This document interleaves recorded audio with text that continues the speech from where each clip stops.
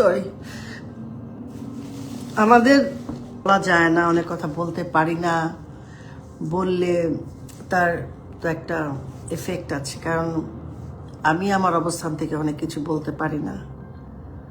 একটু স্পষ্ট কথা বলতাম, তাই অনেকে সহ্য হয় না বা হতো না, যার জন্য 5ই আগস্টের পর মানে আমাদের কিছু শিল্পীকে কি একটা জানি ওই আলো আসবে গ্রুপ নিয়ে যেইভাবে মানে আমাদেরকে হেস্তনেস্ত করা হয়েছে, যেভাবে অপদস্থ করা হয়েছে, এটা প্ল্যানিং করেছে। কারণ মানে আমি বলতে চাই যে ফারুকি গ্রুপরা যেভাবে পয়সা তারা সরকারের কাছ থেকে হাতিয়ে নিয়েছে, সেইটাকে ঢাকার জন্যই সে আমাদেরকে কালপ্রিট বানিয়েছে। হ্যাঁ, আসলে ধর্ম নিয়ে ঠিক না। আসলে অবশ্য মানুষ বুঝে, বাংলাদেশের অধিকাংশ মানুষ কিন্তু বোঝে যে আসলে কি হচ্ছে। এখন অনেকে তো আসলে সবাই তো আর কিছু বলতে পারে না, পরিবার আছে, অনেকে বয়স হয়ে গেছে।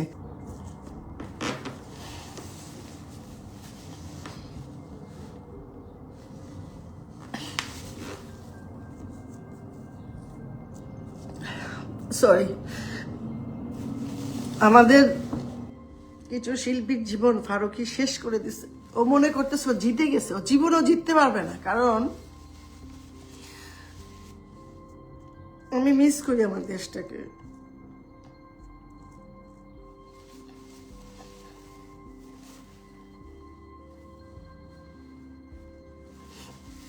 সরি, ও যেভাবে আমাদের দেশটাকে, আমাদের শিল্প সংস্কৃতিকে ধ্বংস করছে। আমাদের কত শিল্পীরা বসে আছে আমাদের অহেতুক। ভাই, তুমি একটা দলকে সাপোর্ট করো, এটা তোর অন্যায় না। দেখতে হবে যে সে অন্যায়ভাবে কোনো সুযোগ সুবিধা নিয়েছে কিনা। এখন আমাদের তো অনেক বন্ধু বান্ধব আছে যারা বিএনপি সাপোর্ট করে। আমার তো মনে হয় না যে তাদেরকে আমরা অসম্মান করব বা করা উচিত। আমি তো করবই না, কেন করব? তার ইচ্ছা, সে করবে, সেটা তার ইচ্ছা। রাজনৈতিক মতবিরোধ থাকতে পারে, কিন্তু মানুষকে অসম্মান করা তো এটা তো হলো না, বা এটা তো কোনো জীবনেই দেখি না। রাজীব কাকা আমাদের পারিবারিক বন্ধু ছিলেন। রাজীব কাকা, আমি ছোটবেলা থেকে রাজীব কাকাকে দেখে দেখে বড় হয়েছি। মিজু ভাইরা তো মিজু ভাই খুব ঘনিষ্ঠ বন্ধু ছিল। মিজু ভাই ছিলেন হচ্ছে আওয়ামী লীগ করতেন, রাজীব কাকা বিএনপি করতেন, খলিল কাকা বিএনপি করতেন। কখনো অসম্মান করবো এগুলো আমি আসলে জানি না। আমরা এই ছেলেটা কি যে টেকনিক জানেও, মানে এত টেকনিক জানে, মানে এই টেকনিকের কোনো তুলনা নাই। ও যে কিভাবে মানুষকে ছোট করতে পারলো, ছোট করলো, এবং মানুষ আবার তার পিছনে লাফালাফি করলো। এবং যে শব্দটার জন্য আমার মনে হয় সেই শব্দটা আমি এখন মনে হয় যে আমি এই শব্দটা বলছি বলেই হয়তো আমি অনেক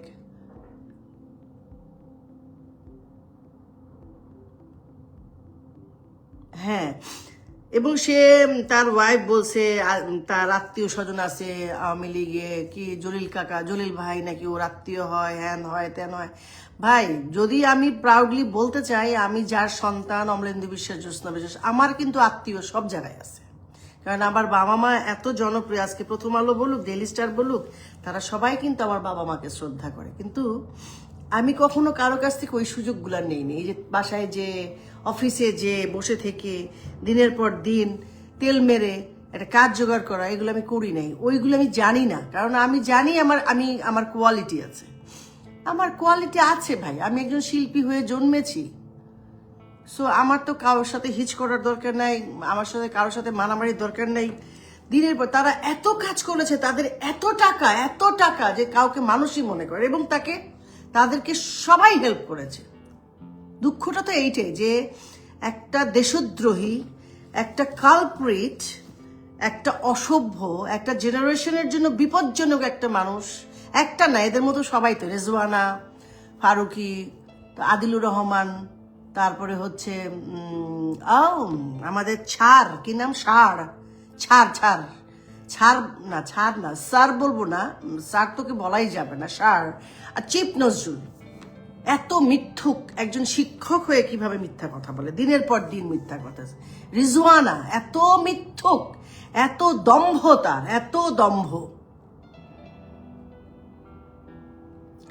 কেমনে ভাইসা যাবে ভাই? আমাদের শিল্পী, 2 টাকার শিল্পী যাদের কোনো দাম নাই, তারাও যেসব কথা, ও মাই গড, মানে 2 টাকার, মানে ওরা হাসিনা আপার সাথে একটা ছবি তুলবে, ছবি তুলে সেই ছবিটা আবার তাদের ফেসবুকে আপলোড দিয়ে একদম ইয়েতে মানে রাখবে, রেখে মানে বলবে যে আমি তো অনেক, হঠাৎ যে হাসিনা আপা চলে গেলেন অমনি তার ছবি সরাইয়া তারে নিয়ে আজে বাজে গালিগালাজ, আমাদেরকে গালিগালাজ, এবং প্রতিটা শোতে যাইতেছে মনে করে আমাকে উদ্দেশ্য করেই গালে। আমি কি করছি আমি নিজেই জানি না, আমি নিজেই জানি না আমি কি করছি। আর এবং যেভাবে আমি আসলাম 6 তারিখে, তো আমি রওনা দিলাম, একটা লোক আমাকে খেতে দিল না, বিশ্বাস করেন। কতবার আমি ওই লোকটারে সারা জীবন আমি অবশ্যই পাবো, সেই লোকটা সে কে, কি করে, বারবার আমাকে খাওয়া থেকে উঠাইছে, আমাকে খেতে দেয়নি, আমি দেশটা ছেড়ে চলে আসছি। আমার যে কত মানে হাফ ডান কাজ বাংলাদেশে পড়ে আছে, ব্যাংকের সাথে ঝামেলা হচ্ছে, কত রকমের যে ঝামেলা আমি বলতেও পারবো না। হ্যাঁ দাদা, আমি সত্যি দেশের কথা মনে হলে আমার খারাপ লাগে। কালকে সারাটা দিন আমার ওই হাসিনা পর ওই গানটা, তুমি কি যে রাখি তোমার মন, ওই গানটা বারবার হাসিনা আপার জন্য খুব খারাপ লাগতেছিল আমার, কেন জানি আমি জানি না, খুব মন খারাপ হচ্ছিল ওনার জন্য আমার। উনি হয়তো জানতেও পারবে না আমার কথা, কিন্তু এত খারাপ লাগতেছিল ওনার জন্য। মানুষটা এরকম কষ্ট পাইতেছে। যাক, বললে আবার ভাববে যে ওনার তেল মারতেছি থাকাতে। আমার খারাপ লাগে, আমার অনেকের জন্যই খারাপ লাগে, ওনার জন্য তো সবাই খুব খারাপ লাগতেছে। কেন জানি লাগছে কালকে খারাপ ওনার, মানে ভাবি যে আসলে মানুষের কি ভাগ্য, মানুষ জানি না মানুষের কি হবে। আমরা তো ধরেন তাও এখানে আছি, আমি মায়ের কাছে আছি, ভাইয়ের কাছে আছি, সন্তান আছে, অনেক তৃণমূলের কর্মী যারা অনেকে লিখে যে আপা বা দিদি বা মা আমাদেরকে কষ্ট, সেটা তো আছেই। আমি তো আসলেই না বাবা, আমি আসলে আমি খুবই সাধারণ একটা মানুষ, আমি খুব কাজ করতে ভালোবাসি, আমি অভিনয় করব, অভিনয় মানে কালচার নিয়ে কাজ করবো, এটাই ছিল আমার সারা জীবনের উদ্দেশ্য। আমি বড় কিছু পাওয়ার কোনো ইচ্ছা আমার নাই, আমার ব্যাংকে বিলিয়ন বিলিয়ন ডলার থাকবে, আমি এগুলো কখনোই চাইনি, বিশ্বাস করেন। কাজই করতে পারতাম না, কোথাও ঢুকতে পারতাম না, সেখানেই ফারুকি, যেখানেই গেছি সেখানেই ফারুকি, সেখানেই ফারুকি, সেখানেই ফারুকি, টাকা দিয়ে সব ম্যানেজ করে রাখতো সে, সব। সে যেত, তার বউ যেত, দেখেন এখন তার এই যে দেখলাম একটা অনুষ্ঠানে তার ওয়াইফের যে অ্যাটিটিউড হয়, কি দেখেন, সবাই সব জায়গায় যাক, অসুবিধা নাই, কিন্তু প্রত্যেকটা শিল্পীর একজন দেশের সাধারণ নাগরিক হিসেবে তো আমারও অনেক অধিকার আছে, তাই না? আমাদের এই অধিকারগুলো কেড়ে নেওয়া হয়েছে। সরি, আমি আসলে একটু মন খারাপ হয়ে গেছে, এই মানে যেভাবে আসছি আমি বোধহয় মরার দিন পর্যন্ত ভুলবো না যে নিজের দেশ থেকে আমার এইভাবে চলে আসতে হবে। না, আমাকে কেউ কিছু বলে নাই, আমি নিজেই কেন জানি মনে হয়েছে যে না আমি চলে যাই, আমার কেউ কিছু। কিন্তু এয়ারপোর্টে যে লোকটা আমাকে বারবার বিরক্ত করতেছিল, ওই লোকটাকে আমি জানতে চাই, আমি আশা করি ভবিষ্যতে ওই লোকের সন্ধান আমি পাবো, সে কে, কোথায় আছে। তাই জিজ্ঞাসা করবো, ভাই আপনি আমার সাথে কেন এমন করতেছিলেন, এটাই বলবো। এবং সঙ্গে সঙ্গে আমাদের মিডিয়াগুলোতে উনি আটক হয়েছেন, পালিয়ে গেছেন। আরে বাবা, আমি কিভাবে পালায় যাব? আনিস ভাই তুমি বলো তো, আজকে আমি 30 বছর ধরে কানাডায় আমি সিটিজেন, কিভাবে আমি পালাবো বলেন আমাকে? সম্ভব আমার পক্ষে পালানো? কেন পালাবো আমি? আমার পাসপোর্ট না থাকলে আমি আসতাম না, আমরা কি করতেন? মেরে ফেলতেন, আপনাদেরই জয় হইতো, পরে তো আফসোস করতেন যে বিনা অপরাধে অনেক মানুষ মরে না, মারতেন আপনারা, আমাকে কি করতেন? মেরে ফেলতেন। হ্যাঁ বিউটি, নমস্কার, ভালো আছি সোনা, তুমি কেমন আছো? এই আমি কিছুদিন পর পর আসি লাইভ, আমার ভালো লাগে কথা বলতে। আমার অনেক ছোট ছোট ভাই বোনরা আছে, ওরা আসে আমাকে অনুপ্রাণিত করে, এবং এই 5 তারিখ না হলে তো আসলে বুঝতাম না যে আসলে আমাকে ভালোবাসার প্রচুর মানুষ আছে। সেটাই। আর তুমি তো আমার পরিবারের মানুষ। হ্যাঁ, হ্যাঁ, হ্যাঁ, সেটাই।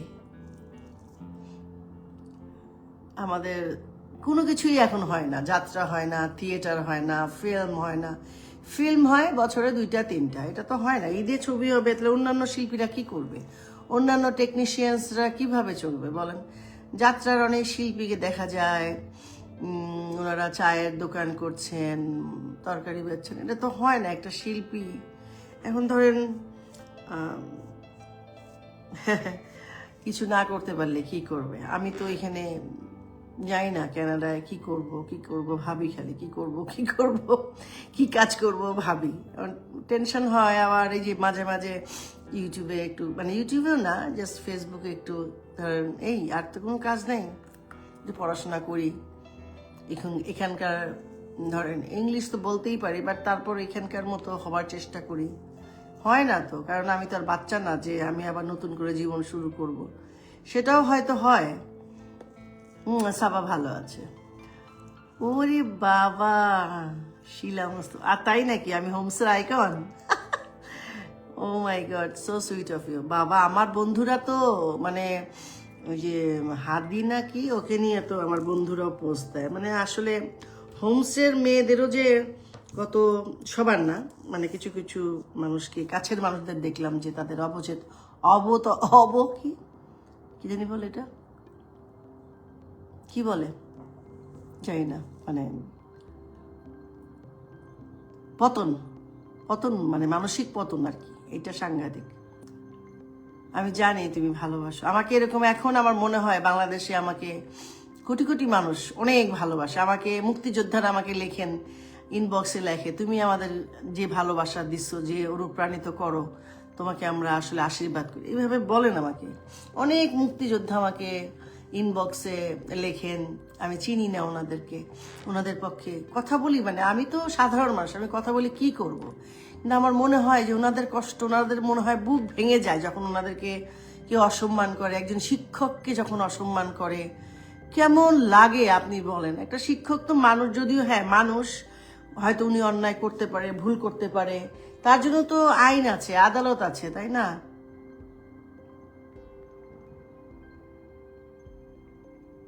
কি করব? আমি তো যাত্রা নিয়ে কাজ করতে চাইছিলাম, আমাকে তো কোথাও ঢুকতে দেওয়া হয়নি। মানে এমনভাবে আটকায় রাখছিল আমাদেরকে, যাতে আমরা কোথাও, আমাদের মতো যারা দেশ নিয়ে কাজ করতে চায়, সংস্কৃতি নিয়ে কাজ করতে চায়, তারা যেন ফ্রন্ট লাইনে আসতে না পারে। তাইলে এই যে ফারুকিদের মতো মানুষরা বলতে পারে যে আমাদেরকে বলেছে আমরা হচ্ছি কি, আমরা রিজেক্টেড, আমরা হচ্ছে রিজেক্টেড। হ্যাঁ, আমাদেরকে রিজেক্টেড মাল বলেছে, মাল রিজেক্টেড। এবং তার বট বাহিনী দিয়ে আজে বাজে গালিগালাজ শুনিয়েছে। এগুলো করেছে, অনবরত করেছে। আমি পৃথিবীতে কিছু চাই না ভাই, আমি ওর শাস্তি দেখতে চাই। হ্যাঁ ভিক্টর ভাই, আমার প্রিয় ভাই, কেমন আছে? হ্যাঁ, অধপতন, ঠিক, স্খলন। আমি রিয়েলি সারপ্রাইজ যে যারা নাকি অনেক প্রগতিশীলতার কথা বলে, আহ, হ্যাঁ, এটা ঠিক। আমার টিচাররা বলতেন, আমার শিক্ষক, আমার যে প্রধান শিক্ষক ছিলেন, আমি যার কাছে মানুষ হয়েছি, প্রতিভা মুৎসুদি, মিসেস সাত্তার, ওনারা দুজন আমাকে, মানে ওনাদের কাছে আমি অনেক ঋণী। এবং সেই সাথে আমার কালদি বা নিভা রায়, যিনি আমাকে নাচ শেখাতেন, আমি আসলে ওনাদের ঋণ কখনো শোধ করতে পারবো না। আমার মা তো আমাকে রাখতে পারতেন না, কারণ আমার মা ঘুরতেন, আমি ওনাদের সাথেই থাকতাম। তো উনি বলতেন যে অরুণার মতো হও, সবাইকে বলতেন অরুণার মতো হও। তো এটাই হচ্ছে আমার, সব স্টুডেন্টকেই বলতেন যে অরুণার মতো হও। আমি এমন কেউ না, কিন্তু বলতেন আমাকে, আমাদের বাচ্চা যারা ভর্তি হতো বলতো অরুণার মতো হও। শোনেন, শিক্ষকরা কখনো মিথ্যা কথা বলেন না, বা তারা মানুষ চিনতে পারেন। আমাকে দস্তগীর ভাই, আপনি কেমন আছেন? আমি শুধু শুধু কথা বলতেছি আমার ভাই বোনগুলোর সাথে। আপনি কেমন আছেন দাদা? আমরা কিন্তু গানের অনুষ্ঠান করব মনির সাথে, মনে রাখেন। আসলে দেশের মানুষের সাথে এইভাবে ইন্টারাকশনের সুযোগ, এই ছাড়া তো ইন্টারাকশনের সুযোগ নেই। হ্যাঁ, আমি দেখবো মাহি, তোমার কথা যেন ঈশ্বর আল্লাহ তোমার কথা যেন পূরণ করেন।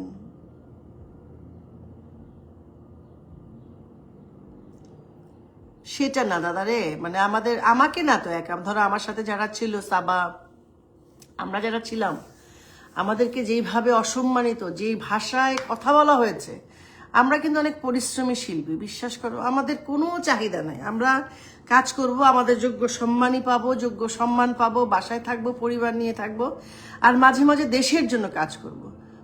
এটাই কিন্তু আমাদের, বিশ্বাস করো, কেউ বলতে পারবে না কোনো রকম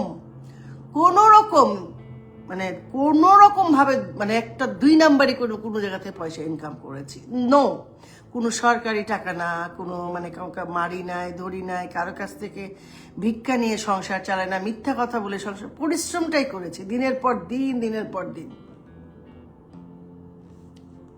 মানে যদি মনে করো আমাদের কোনো অন্যায় টাকা থাকতো, পয়সা থাকতো, তাহলে তো সরকার বের করতো না, আপনি সুদী মহাজন কি বের করতো না, বসে থাকতো, বসে ছিল? সেটা তো নিশ্চয়ই না। হ্যাঁ, হুমায়ুন কবির ঢালি, জয় বাংলা। কেমন আছো ভাই?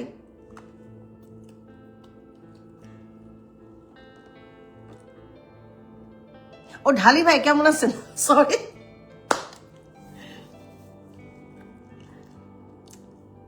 এই যে বসে থাকি মাঝে মাঝে, আমার ভাই ফোন দিছে। শুনতে পাচ্ছেন আমাকে? কেউ না কোনো কথা বলে না, আমি শুনি না, বুঝি না। ঢালি ভাই কেমন আছেন আপনি? কেমন কাটছে আপনার দিন?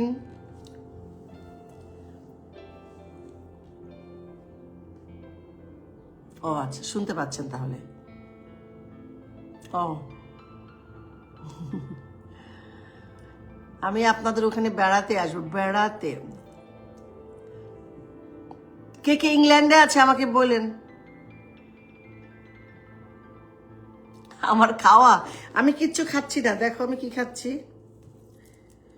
তুলসী মিক্সড, এই যে এটা খাচ্ছি, এই যে এটা, এটাই খাই মাঝে মাঝে, কারণ এটা ভালো।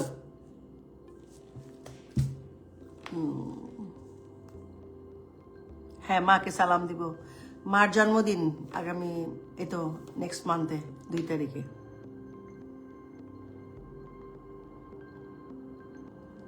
আমাকে শুনতে পাচ্ছেন কেউ?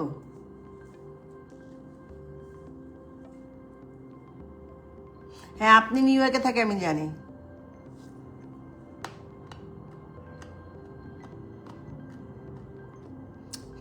ও আচ্ছা, প্রিন্স বিউটি, তুমি কেমন আছো? কি অবস্থা? তোমাদের শো হচ্ছে?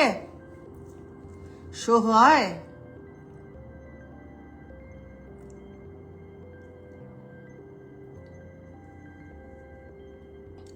সবাই কি ঘুমিয়ে গেল নাকি? আসলে মানুষের সামনে খেতে আসলে খুবই পচা লাগে, এরকম মুখ বড় করে খাওয়াটা ভালো লাগে না আমার কাছে, কারণ এটা মনে হয় যে কেমন লাগে একটা মানুষের সামনে বসে বসে খাচ্ছি, এটা তো শুটিং না, আমি কেন, দেখতে কেমন লাগে, খুবই মানে নুইসেন্স লাগে আমার কাছে, খাওয়াটা ভালো লাগে না। হ্যাঁ, মার জন্মদিন করব, সেদিনও আমি লাইভ করব নিশ্চয়ই। আমার মায়ের অনেক বয়স, কিন্তু আমার মা এখন অনেক সুস্থ সুন্দর আছে, সবাই দোয়া করবেন আমার মায়ের জন্য। হ্যাঁ, কথা তো শেষ, অনেকক্ষণ ধরে লাইভে আছি, অনেকক্ষণ হয়ে গেল। কথা হচ্ছে যে আমরা সবাই একই দেশের মানুষ, দেশটাকে তো আমরা সবাই ভালোবাসি। ও বিদ্যুৎ নাই, ও গরম, ও গরম মনে হয় মানে আসলে সরি, বাংলাদেশে অনেক গরম এটা আমি জানি, কিন্তু এখানে কিন্তু অত গরম না, ঠান্ডা মাঝে মধ্যে হচ্ছে। তো এনিওয়ে, আমি যদি বেঁচে থাকি, বাংলাদেশে যদি আসতে পারি, নিশ্চয়ই যাত্রা করব। আমি চাই যাত্রা হোক, যাত্রার মাধ্যমেই মানুষকে আবার, মুন্সিরা ভেঙে দেয়, কাজ তো নাই, ভাঙিয়া দেয়, ওরা সব ভাঙিয়া দেয়, ওরা সব ভাঙতে চায়, পৃথিবীর কিছুই রাখতে চায় না ওরা, কোনো সুন্দর জিনিস ওরা রাখবে না, ভেঙে দিবে। হ্যাঁ, তো ঠিক আছে, সবাই ভালো থাকেন, সুস্থ থাকেন। অনেকক্ষণ আড্ডা মারলাম, বিরক্ত হবেন না নিশ্চয়ই যারা আছেন আমার, সবাই আমার কাছের মানুষ, কেউ নিশ্চয়ই বিরক্ত হবেন না। ভালো থাকবেন, সুন্দর থাকবেন, আবার দেখা হবে, আবার কথা হবে। হ্যাঁ, 2 তারিখে, হ্যাঁ আমার মার জন্মদিন। হ্যাঁ হ্যাঁ, মা তো 2 তারিখে জন্ম।